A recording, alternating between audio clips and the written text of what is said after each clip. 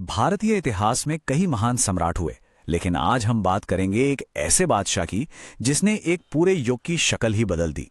ये कहानी है एक ऐसे रूलर की जो जितना बड़ा योद्धा था उतना ही बड़ा कलाकार, जिसने तलवार और वीणा दोनों पर कमाल की महारत हासिल की थी। तो चलिए सीधे चलते हैं सम्राट समुद्रगुप्त की दुनिया में।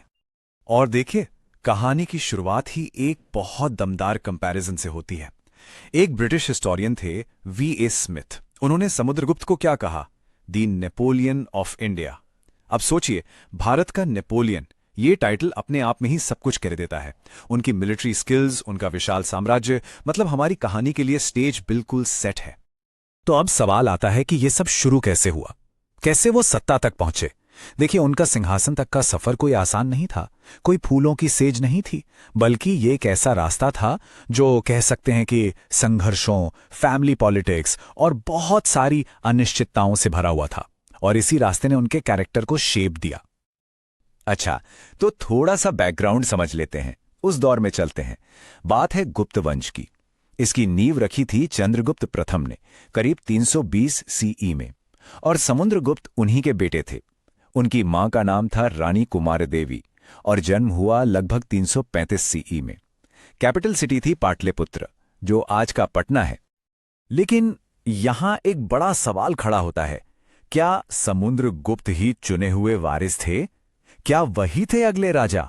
यहीं से कहानी में एक बहुत ही इंटरेस्टिंग ट्विस्ट आता है, जो हमें एक फैमिली स्ट्रगल की तरफ ले जाता है। तो बात यह है कि समुद्रगुप्त असल में क्राउन प्रिंस नहीं थे। जी हां, उनके पिता ने जन्म के अधिकार को नहीं बल्कि काबिलियत को चुना। उन्होंने समुद्रगुप्त की बुद्धिमानी, उनकी स्किल्स को देखा और उन्हें अपना उत्तराधिकारी बना दिया।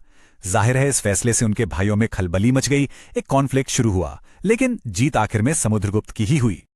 और बस इस जीत के बाद ही शुरू हुआ वो दौर जिसके लिए समुद्रगुप्त आज भी जाने जाते हैं, उनके मिलिट्री कैंपेन्स का दौर। वो एक महान यूनिफायर बने। उनके विजय अभियानों को हम मोटे तौर पर दो हिस्सों में देख सकते हैं। और मकसद साफ था, पूरे सब कॉन्टिनेंट को एक झंडे के नीचे लाना। उन्होंने एक बहुत बड़ा कैंपेन लॉन्च किया जिसे नाम दिया गया दिग्विजय, मतलब दिशाओं पर विजय। ये एक ऐसा मिशन था जिसका एक ही लक्ष्य था, उत्तर से लेकर दक्षिण तक हर राजा को जीतना। और ये कैंपेन उनके स्ट्रैटेजिक सोच का सबसे बड़ा सबूत है। अच्छा, अब अगर उनकी मिलिट्री सक्सेस का स्केल समझना हो तो बस एक नंबर पे ध्यान दीजिए, 12। ये उन राजाओं की संख्या है जिन्हें उन्होंने सिर्फ अपने सदर्न कैंपेन में हराया था। कमाल है ना? पर यहां जो सबसे दिलचस्प बात है वो ये दिखाती है कि वो सिर्फ एक कॉन्करर नहीं थे, बल्कि एक बहुत ही स्मार्ट स्ट्रैटेजिस्ट थे। उनकी पॉलिसी दो हिस्सों में बटी थी। देखिए, उत्तर भारत में, जिसे आर्यावर्त कहते थे, वहां उन्होंने 9 राजाओं को हराया और उनके राज्यों को सीधे सीधे अपने एम्पायर में मिला लिया, टोटल कंट्रोल। लेकिन दक्षिण में, यानी दक्षिणापथ में, उन्होंने 12 राजाओं को हराने के बाद उन्हें माफ कर दिया और उन्हें अपने अंडर राज करने दिया। मतलब वो जानते थे कि कहां डायरेक्ट रूल करना है और कहां इनडायरेक्ट। ये उनकी जबरदस्त पॉलिटिकल समझ को दिखाता है। लेकिन रुकिए, कहानी सिर्फ जंग के मैदानों और स्ट्रैटेजी की नहीं है।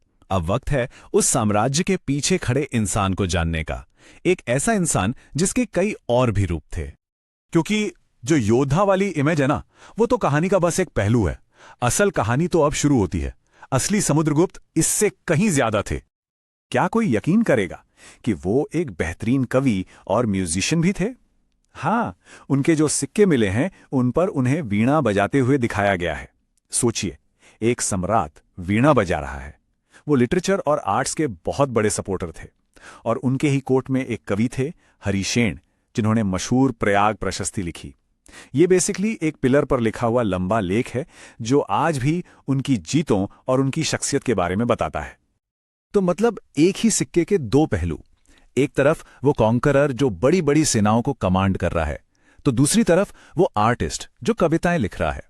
एक तरफ दर्जनों राजाओं को हराने वाला योद्धा, तो दूसरी तरफ वीणा का उस्ताद, जिसने फौलाद से एम्पायर बनाया, उसी ने कला और साहित्य को भी सींचा।